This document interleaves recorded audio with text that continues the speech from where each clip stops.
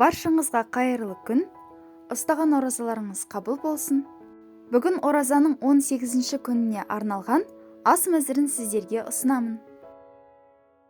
Біздің бүгінгі ас мәзірімізде ұйғыр халқының ұлттық тағамы мампар, жасалу жолы оңай, бірақ өте дәмді тауық етінен жасалған тойымды пирог. Ең алдымен етті пирогтың қамырын жасаймыз. Ыдысқа 550 грамм ұнның шамамен 400 граммын саламыз. Мұздатқыштан шыққан 250 грамм сары майды ұнға малып, өткіштен өткіземіз.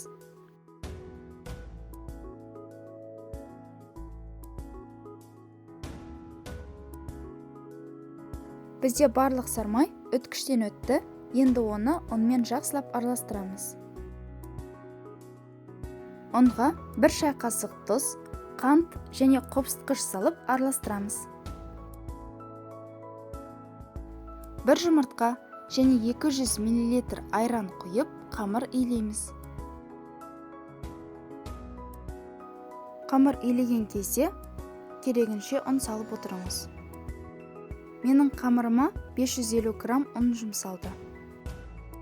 Бірақ ұн әркімде әртүрлі болғандықтан, кейбір кездерде 550 граммнан көп немесе аз жұмсалуы мүмкін. Дайын болған қамырды қапшыққа салып, тоңазытқышқа 30 минутқа қоямыз.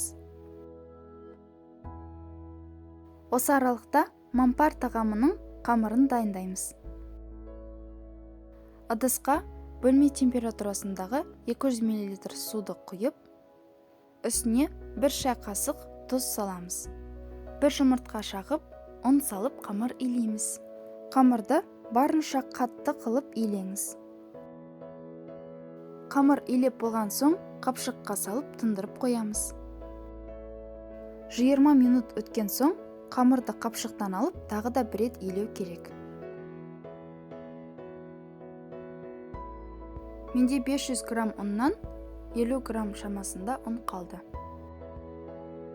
600 грамм тауық етіне ұсақтап туралған картоп пен пияз, 1 шай қасық тұз бен жарты шай қасық қара бұрыш және укроп салып араластырамыз. Пирогтың салмасы да дайын. Пирогтың қамырын бірі кішкентай, бірі үлкен 2 бөлікке бөлеміз. Екеуін де жайып шығамыз.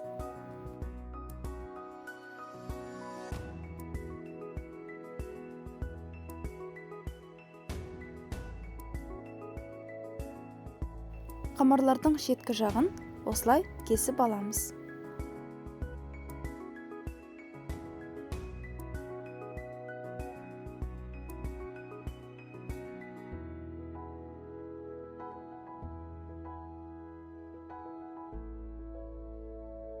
Үлкен қамырға салмасын саламыз.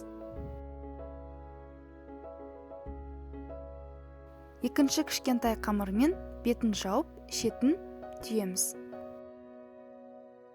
Пирогтың шетін түйіп болған соң, жаңағы қалған қамырлардан бетін безендіруге болады. Бетіне жұмыртқа жағып шығамыз.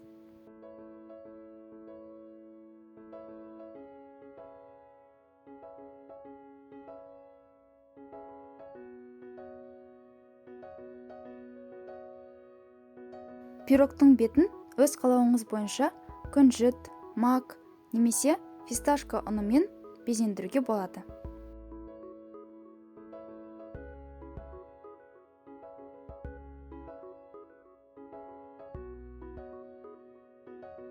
Дайын болған пирогты 150 градус қызып тұрған духовкада 1 сағат пісіріп аламыз.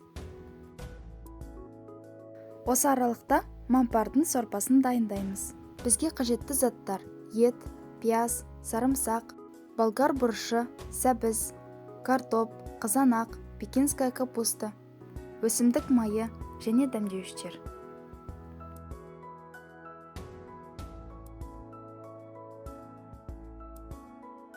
Қазанға май құйып қыздырамыз. Ең бірінші сарымсақ салып қуырып аламыз. Содан соң ет салып, етті жақсылап қуырамыз. Ет қуырылып болған соң, үстіне пияз салып, пиязды да жақсылап қуырып аламыз. Сәбіз саламыз.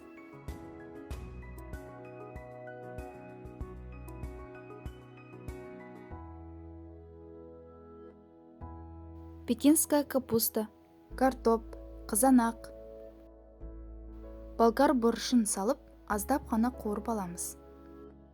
Әмбебап дәмдеуіш, қара бұрыш, томат пастасы және лағманға арналған дәмдеуішті салып араластырамыз. Мен тұз салған жоқпын, себебі менің етім тұздалған.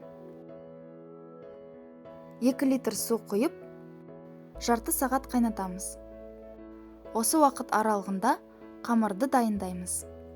Ең алдымен қамырды осылай жайып шығамыз. Содан соң осылай ұзын бөліктерге бөлеміз.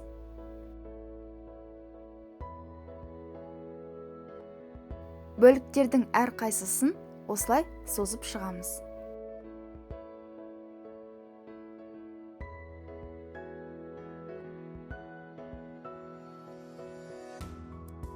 Созылған қамырларды видеода көрсетілгендей етіп басып шығамыз.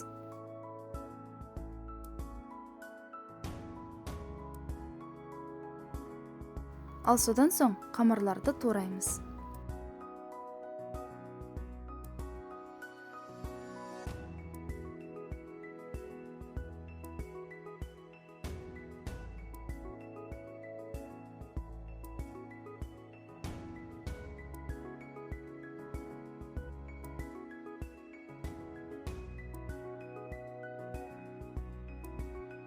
Қамырларды турап болған соң, қайнап тұрған сорпаға саламыз.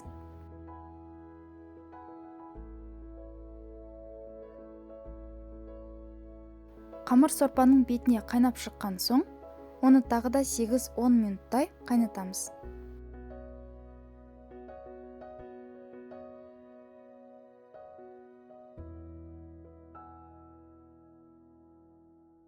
Біздің мампар сорпамыз бен етті пирогымыз дайын. Етті пирогты сіздерге де жасап көруге кеңес беремін. Өте дәмді болып шығады.